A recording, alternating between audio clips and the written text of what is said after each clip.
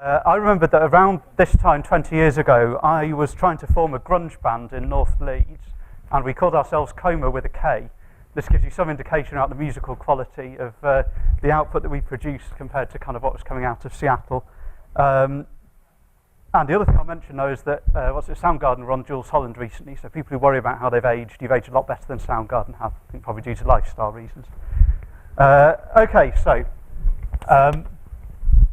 what I'm going to really do is, give a maths talk, really, about where I see networks sitting in to a kind of modelling framework. And my idea is to start off with an individual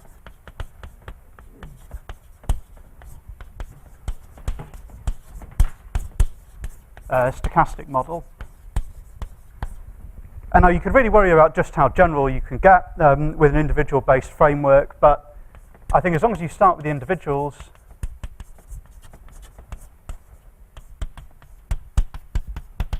you're all right. So there's n of them. And I thought just about the most general population level framework you'd really sensibly want to think about is one in which there's a random variable, aij, at time, and this is the rate I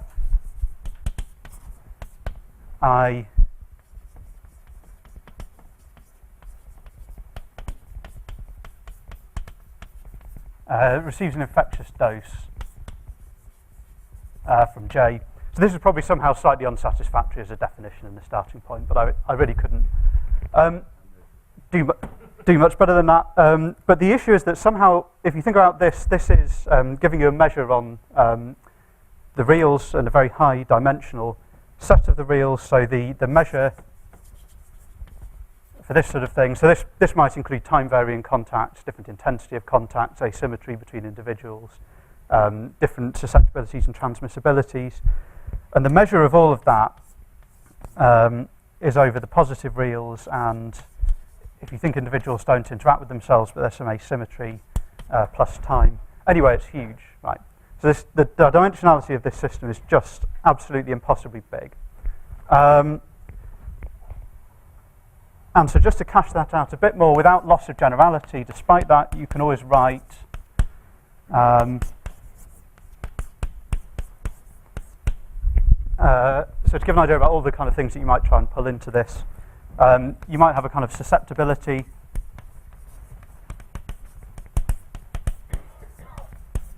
of I, this is mixing, and this is the infectivity of J.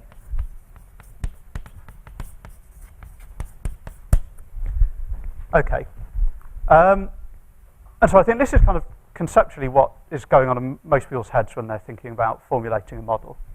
So you might think, well, you kind of want to get the fact that after you've got the infectious dose, you kind of start off not shedding very much, then you shed for a bit and that goes down. Or you might neglect that and just say, well, actually you start off at infectivity 1 and you're held in that class of infectivity 1 for a fixed random period of time or a fixed period of time. Or these are the kind of things that are going on during model formulation.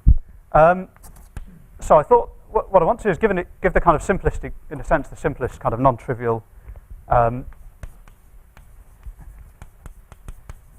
example of what of how you kind of go from this to the models that were widely used during the flu pandemic. So the first thing you might make is a compartmental assumption. So during the flu, this was you generally assume 2 latent and 2 infectious classes.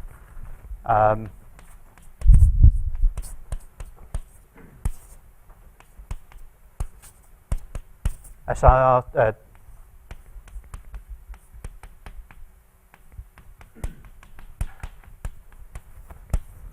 as I said, I'd give examples from the 2009 pandemic. This was another sort of typical choice. And then you'd let your infectivity go like some kind of constant, perhaps, times indicator functions. These indicator functions just take the value 1 if the expression in brackets is true, and 0 otherwise. So your infectivity just depends on whether you're in the infectious class, right?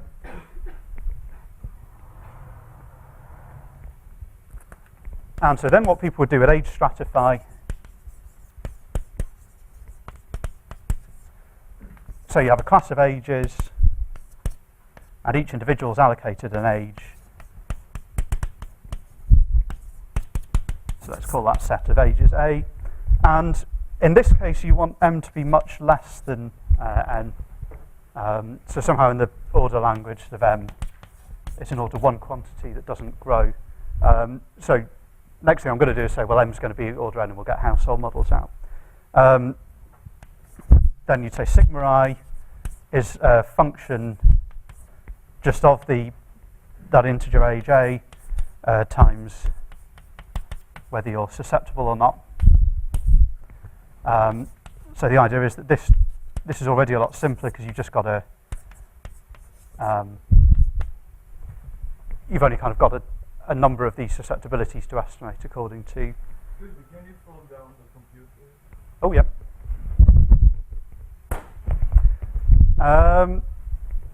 Okay, so because of this assumption about the M, you then kind of know that the expected value of anything like this, so that this is all kind of heuristic, right? You can tighten this up if you're one of Peter's type 1 people who doesn't like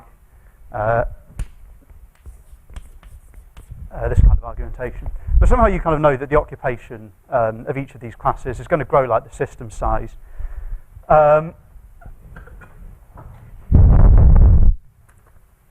And so what this all ends up leading to is a set of differential equations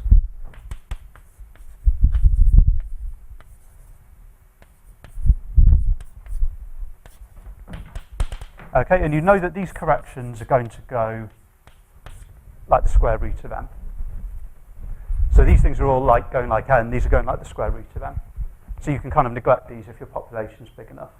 But I think often the UK perhaps isn't big enough to neglect these, right? So I think the UK is big enough to neglect the order 1 over M, but perhaps not the diffusion. And I certainly know there's people here done very nice work on thinking about these terms.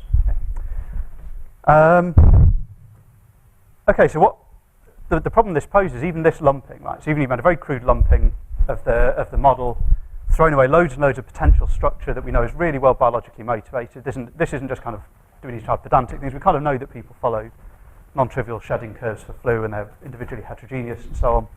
So after throwing away loads of biological realism, you still end up in a really fundamental problem in the field, which is that you can get vector stratified incidence data, but you've got a matrix here. So this is kind of the main thing I want to say if I've got an overview where we are with contact networks. It's always this problem of dimensionality. And I would say there's kind of, perhaps the most important thing that's happened in recent years is empirical work measuring these. Right? So the polymod study, perhaps most conspicuously, did attempt to measure these, but I would argue that just moves the problem on. So it's moved us on an enormous amount. But the issue is you still don't know exactly how transmission scales with contact. So what people then do is they make simplifying assumptions that transmission scales with contact in a vector way. But in practice, all you're really doing is saying, well, we assume that transmission is a bit like contact or a bit simplifiable, but you've still got an issue of how transmission scales. How does the actual infectivity go conditioned on contact happening? Does it scale with the amount of time you spend with someone? Does that time saturate? All these things are kind of unknown. So we're a level of understanding advanced, but I think it doesn't, in terms of mathematical challenges, we can't kind of pack up and go home. We've still got to think about that problem of dimensionality. Okay.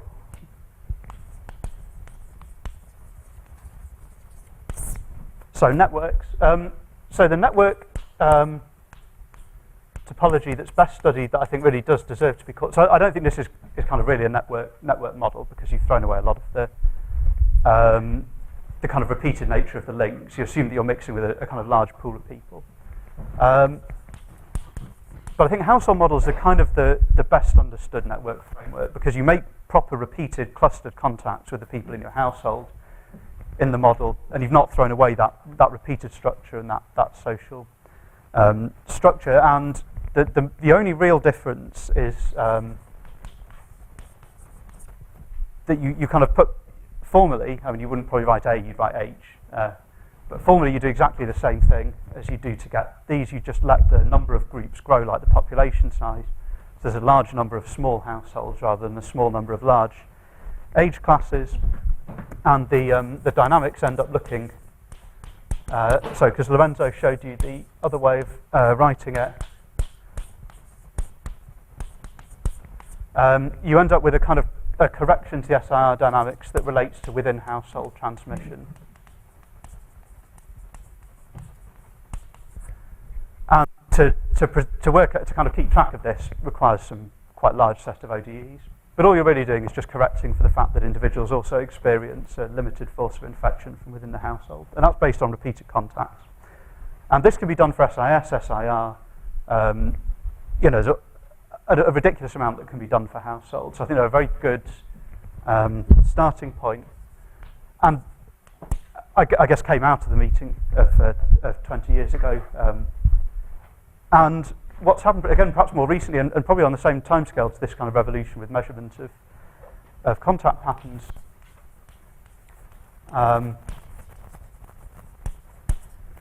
is thinking about what you can do with random graphs other than the Erdős-Renyi graph. So I guess arguably it goes back to this work by Ludwig in the 70s, or people had always kind of known that epidemics were a bit like, or kind of homogeneous epidemics were under certain circumstances a bit like random graphs, really random graphs.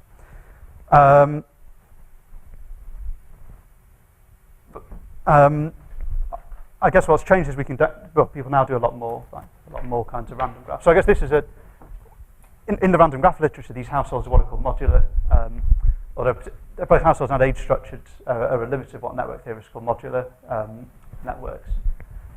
And so that's one. Well, those are two examples where you make contact with some of the Erdős-Renyi. But I guess things like the configuration model graph, and the reason this works, and I think the kind of fundamental insight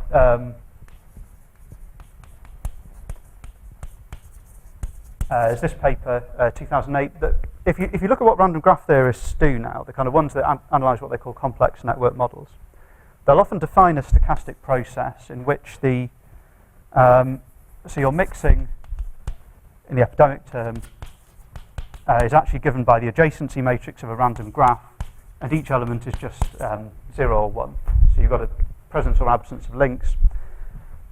And what network theorists will often do, so Bolabash and these kind of people who apply probabilistic methods to random graphs, is they'll think about how you might generate this.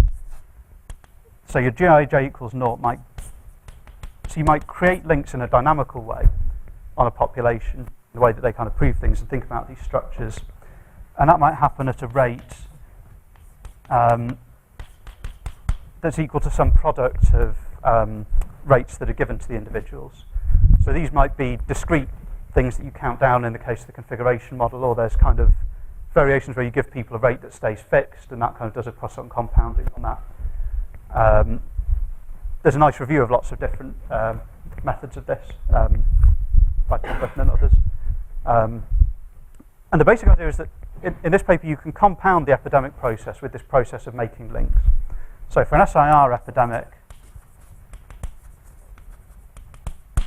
because your epidemic process is a Poisson-like process, and this process of generating the complex random graph dynamically is a Poisson-like process, you compound those two. So you compound the epidemic and the random graph.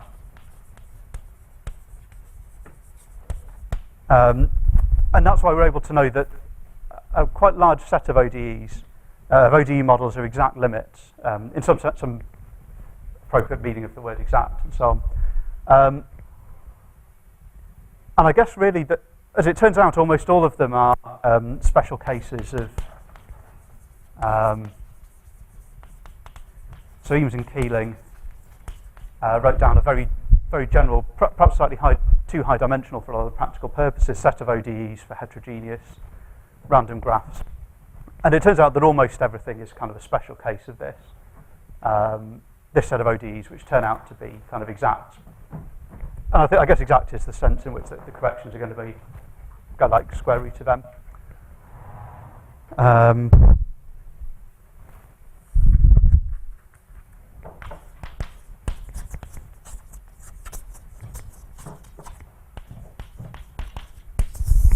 So more general networks, though, and I guess the kind of note of caution I'd like to sound is that really most random graph models are an awful long way from the observed population structure. So kind of the configuration model is such a beautiful generalization of the Erdős-Rényi. It's very tempting to think that this really tells you what's going on with heterogeneity, but it's a long, long way from any kind of observation. Yeah, the clustering coefficient, for example, is far too low. But even the degree-degree correlations aren't quite right. It's static. There's all kinds of issues with that. So the things that we somehow really have almost no analytic traction on, and also more general dynamics. So SIS type. So you can't do this compounding trick for SIS type dynamics. That was what Peters was mentioning. SIRS is kind of the same class of problem. So if you return to the susceptible state, you can't do these tricks. So general clustering. And the other issue is, I guess, a slight generalization of this idea of space as long, shortest path length.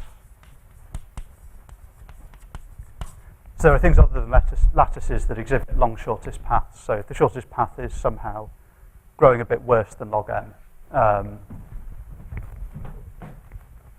so I guess somehow slightly randomized spatial models, but where you've still got these long shortest path lengths, somehow I think these are all the sort of things that Peter identified as being real problems, right? And to give an idea of what I mean by general clustering, which is perhaps the one that wasn't covered, Lorenzo kind of alluded to. So a lot of the models that you can solve with some clustering, you have to kind of impose something like the triangles don't overlap with each other, or all of the clustering happens within cliques or within some kind of local structure. But pop quiz and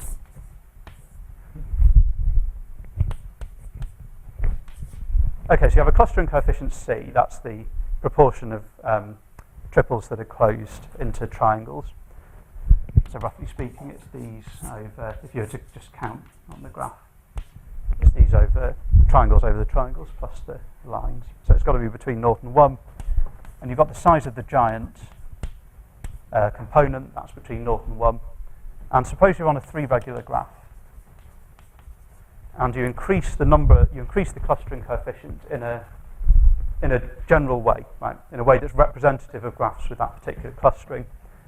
So I can tell you that you start there, right? This is in Bolobash's book, you start there. In the large system limit, I'm going to give people 3 options for where this monotone decreasing curve intersects. You're allowed to say don't know. So show of hands, right? Interactive as well as. So who thinks the transition due to clustering is at 1? This is what moment closure predicts, by the way. Who thinks it's at 2?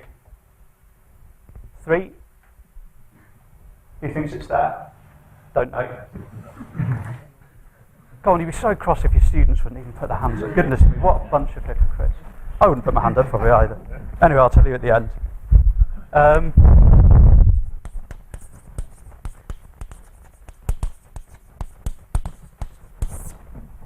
Okay. You're increasing the clustering, but are you only increasing clustering, or are you throwing away other edges so that the average number of edges is the same? So it's k-regular. So the precise statement of it is, if you make a combinatorially exact sample of networks that are 3 regular but have a given clustering coefficient. So if you sample them according to their weighting in discrete structures up to isomorphism that are constructed in that way. At some point you do break bits off the giant. So you break bits off the giant, and do you break them off so fast that at what point does that completely disconnect the network? Is it a clustering of a half, 3/4, or 1? And I think, so like I said, I've just submitted something on this. Right? And I think it isn't quite known. Okay, so why we kind of care is optimization. So I think I'll give three examples that I think really kind of cast iron examples where network structure lets us do some optimization.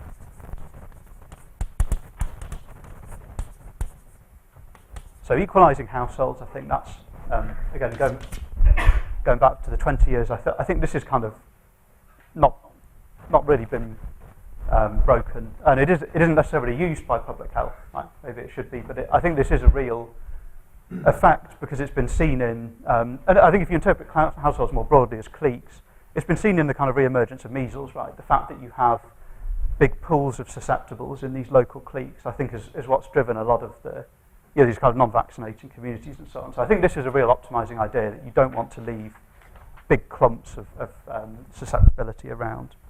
So I guess getting the tail in the power law network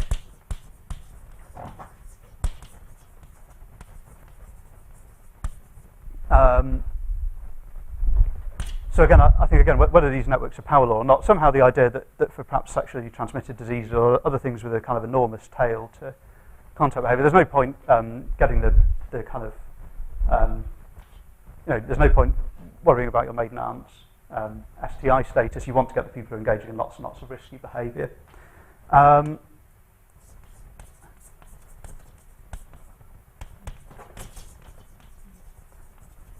And the other one is schools in the pandemic, and I think this is a nice example of where the network structure is really important, and this kind of heterogeneity. And I think it's related to the idea that we ought to be able to quantify our uncertainty in these ideas. So our R0 for the flu pandemic was, I think, pretty quickly established to be about 1.4, and people were pretty confident in this pretty early on. But if you think kind of heuristically or whatever, this is kind of split up from a household bit. So the kind of big simulations almost all do something like this. So you have a household bit, a school workplace bit, something like this is dominated by kids, maybe so there's a household bit, a school bit, and something else. And your confidence in how this R0 splits up, I think, is extremely low. Exactly how it goes, I mean, a third seems to fit pretty well, a third plus or minus bits. But I'd say our level of confidence in how this R0 divides between these, because if it's about a third of each, then it's very critical whether this school one is above 0.4 or not. Right? Do you remove 0.4 of the cases by shutting the schools? Because if you don't, then you've not controlled the epidemic. So we're actually quite near to control. And the reason that networks they have both this promise and this kind of technical difficulty is, well, what about, say, siblings sharing a school, right? So you get two siblings, they're both at the same school, they're both in the same household. So this makes it very hard to quantify exactly how these mix up. But also schools tend to have geographical catchments. So in the big spatial models of the pandemic, these kind of other mixing is normally a kind of community, type thing that's geographically local.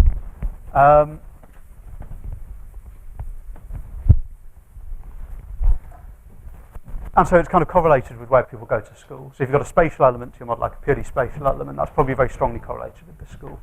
So splitting up these things and working out how you can optimize your intervention is kind of really tricky. So I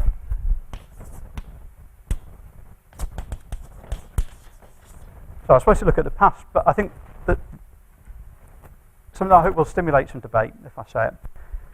So a lot of the talks are going, well, can we include additional heterogeneity? Can we include pathogen heterogeneity, host heterogeneity? Can we include this, that, or the other? Another vision for what we might try and achieve over 20 years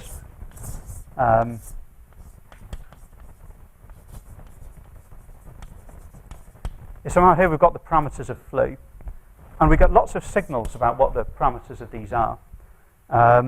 So you might get GP type time series data. So I hope this looks like it ties nicely with Simon's talk, actually. So you might get household-based studies like Flu Watch, where you typically get kind of histograms over a season. I think it's quite hard to follow households in real time. So what you've really got is kind of final data. Then you might get really more detailed outbreaks. Some sort of data where you've got some attempt at the transmission tree from the public health system. And also there's relevant parameters, things like polymod. And so another vision would be, can we make epidemiology into a precision science, right? So what you normally do is you pick your model for one of these sets of data and say, well, it kind of fits, right? And so we do the policy modeling and so on, but you've not really tried to cross-validate the parameters in that. Each parameter normally has a unique data source. But really, we think all these represent some underlying biological and epidemiological reality. And I'd say this is another 20-year challenge. It's as big as trying to include all these genetics and so on, is make real precision measurements of models from the 80s and 90s. Can we really tie down how likely I am to give you flu if I get within a metre of you? So we can measure now how likely I am to get within a metre of someone of a certain age and how likely those people are to know each other and all these other things that come from measurement of contact patterns. That gives us some prior information that might help with this task. But do you really know how that relates to transmission and the actual precise things that might let us kind of really optimise public health response? Thank you.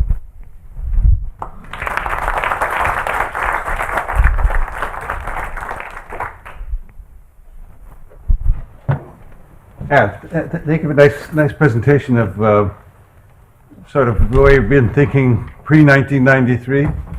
But I think in 2013, we ought to be thinking, instead of your AIJ function, about the fate and transport of a pathogen as it leaves one individual and goes through the environment, through the air or through surfaces, and reaches another individual.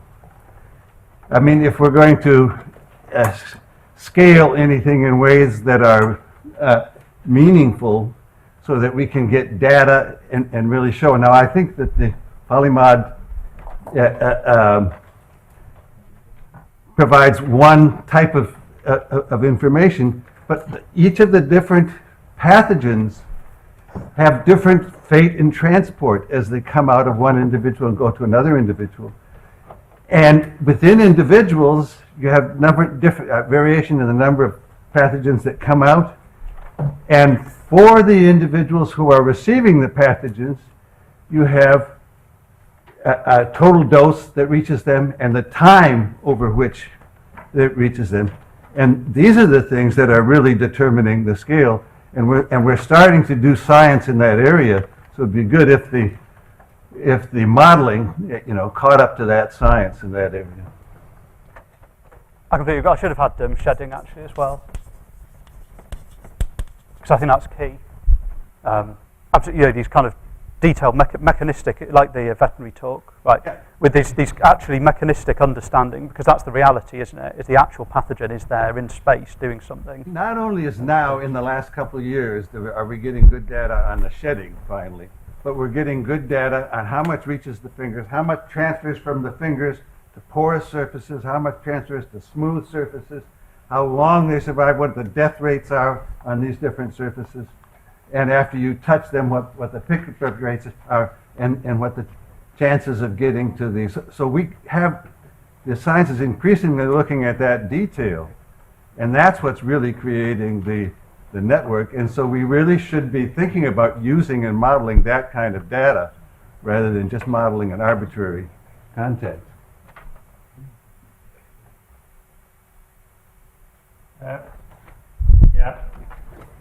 I have two questions, short probably. So what you're talking about here is Markov epidemics.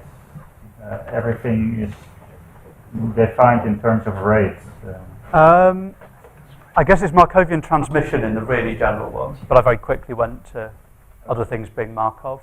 But that very general thing I wrote down, no, it's supposed to be that's why the dimensionality is so big. You've got to keep track of a measure over time as well. Well, it can be inhomogeneous, but the AIT is non-random, it's supposed to be a random variable. Yeah. In the most general case, you can, because you might think about that lambda being some set of curves that you, because that's what actually happens in the shedding data, right? What you'd really like to be able to represent is a probability of following a different curve, because that's what we observe. And to my knowledge, very few applied models do this, but it can be done for SIR as well, right? In households, non-certain. And the second thing is you consider the configuration type models. I didn't really get the rate Ki, Kj, but related to that, have you thought of looking at Poissonian random graphs or inhomogeneous random graphs as Bolabas, Jansson and Riordan? I only just recently read this review by of the random graph models. And I thought, yeah, these heterogeneous ones I think for epidemiologically, perhaps a lot more attractive than the configuration model. Actually, so that's instead of so the configuration model, you give people a degree and you somehow constrain it that people are going to have 10 contacts. But in these other ones, you give people a rate, and you say that's the rate at which they make contacts. Those rates are themselves heterogeneous. I think that's a lot more realistic, and we might be able to measure those rates, because you could ask, yeah, that you could put those rates into a GLM or something to apply to real data. So I think that's a very attractive modelling approach. I don't know whether it's more realistic, Yeah. but it's definitely. I think you get a lot more free machinery to work with it.